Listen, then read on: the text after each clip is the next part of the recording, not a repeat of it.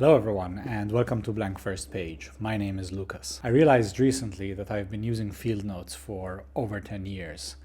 In fact, it's been over 11 years, but 10 is a nice round number. I realized because I got past the 100 field note mark and I thought to myself that that's an exciting threshold to cross. And then I went back and looked when I first started my first field notes and it was already well past 10 years ago. So I thought I'll do a video about that. This is going to be another one of my field notes love letters. And I'll talk a bit about the habit that I've built through field notes, some of my favorites and least favorite field notes, and some general musings about the notebooks themselves and what goes in them. So by now, if you've been watching this channel, you know why I like field notes so much and why I like the pocket notebook life so much. So when I was thinking about the fact that this has been a long time habit that I've kept without even thinking about it, but it is very much a habit. There are things I do in my field notes routinely, my to-do lists, my grocery lists, I track my finances in there, I keep track of book suggestions, all of these things I've done religiously in my field notes without trying to. As I was thinking about this and thinking about the fact that it has become in fact a very successful, very sticky habit, I thought about what made it that way, what made me stick with it for 10 plus years. And I know there are many habit building books, productivity books and productivity YouTube that talk a lot about habits and the psychology behind it and so on. I've read some of the books, I've watched a lot of the videos, but I feel that a lot of this writing and content glosses over the most basic and simplest requirements for building a habit. For me, when I thought about my field notes habit, it's really about two things and they're kind of interlinked. One is there needs to be the intrinsic motivation to do it. I've tried all the different types of habit building, exercising, I've tried quitting sugar, I've tried even keeping a journal. None of those things stuck because although I know all of those things would be good for me, I'm not motivated enough to do those things. And that leads into the second crucial part of building a habit, which is that the reward for the habit action needs to be quick enough to engage your lizard brain. If I take the example of exercising, I know after I exercise, I'm going to feel very good and I know that long term it's good for me. But most of the time while I'm exercising, it's boring. And the process of getting to the point where I start exercising, there's a lot between me deciding I'm going to do the action and getting the reward for doing that action.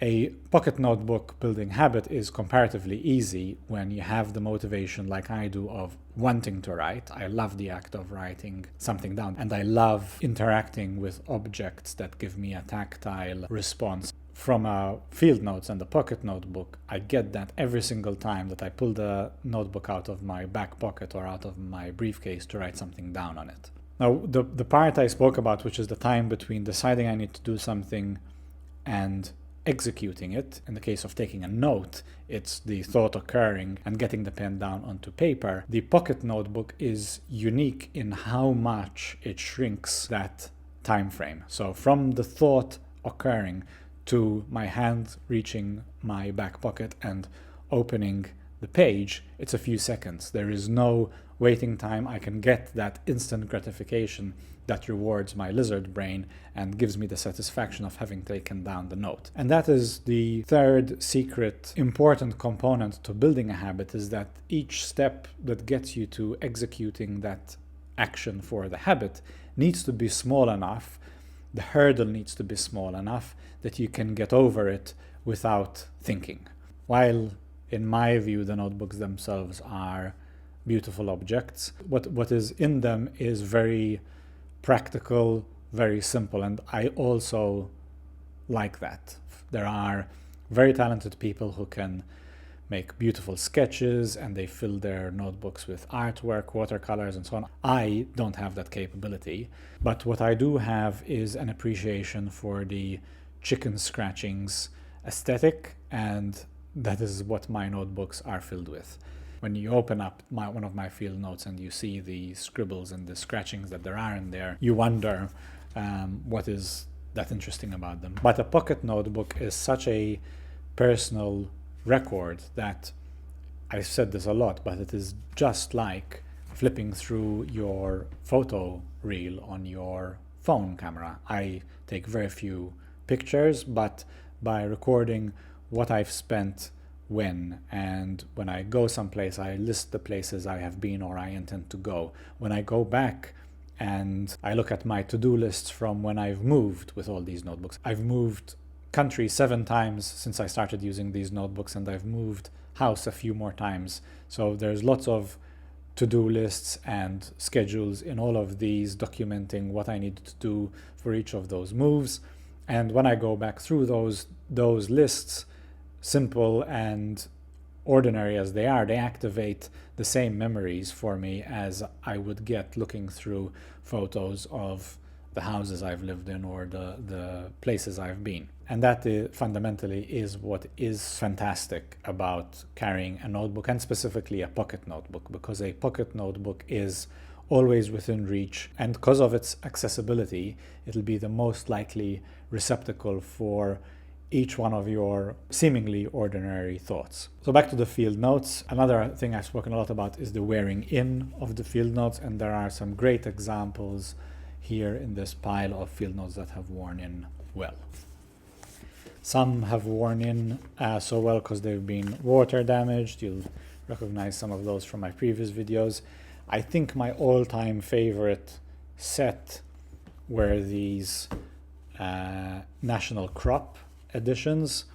They had the lightest grade paper that is possible on field notes, which is the same that comes in the original craft version. And if I look over my collection and I pick out and I gravitate to the ones that give me the most joy, it's the ones that are the simplest in designs. These black ones, the originals, of course, these newer ones, which are the which have these colors. Again, they are close in specification to the original craft versions. The state ones are also good because they approximate the original craft versions, but they have this kind of linen cover rather than the craft paper, but the innards are still that lighter gauge.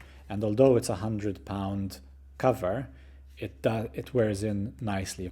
So speaking of covers and their weight, there's a direct relation between the weight of the cover, how thick it is, and how easily it wears in. And therefore, it's also a direct relation between how heavy it is and how much I enjoy using it.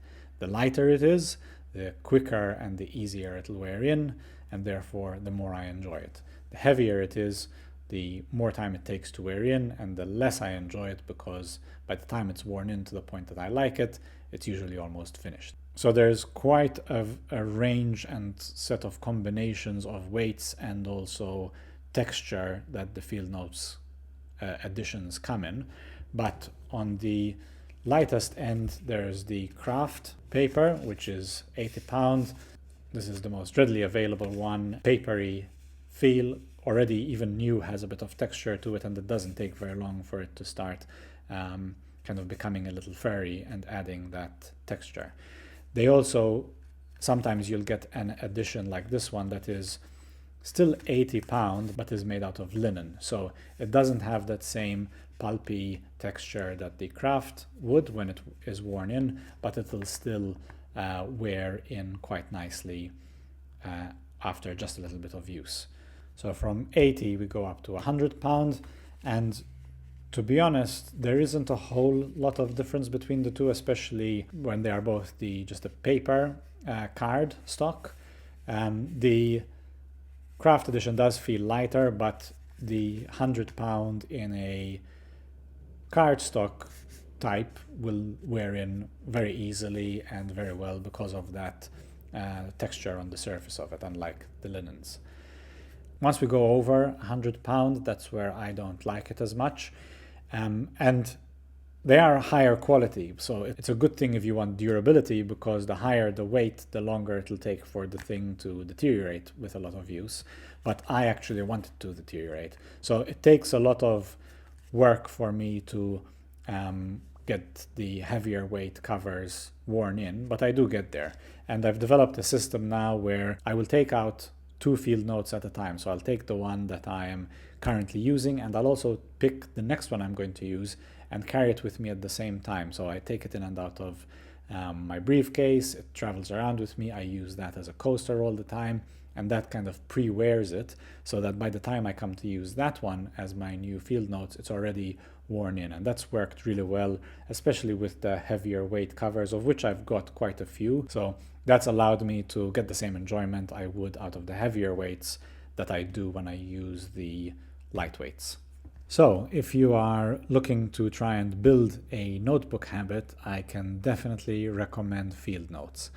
I've been using them for over 10 years and I'm not being paid to say any of this. I recommend them and I talk about them so much because I genuinely enjoy using them. Thanks to everyone who shared with me that you've gone out and bought a pack of field notes as a result of watching my videos. If enough of you do it, I might be able to reach out to field notes with a genuine claim that I'm sending them a lot of business.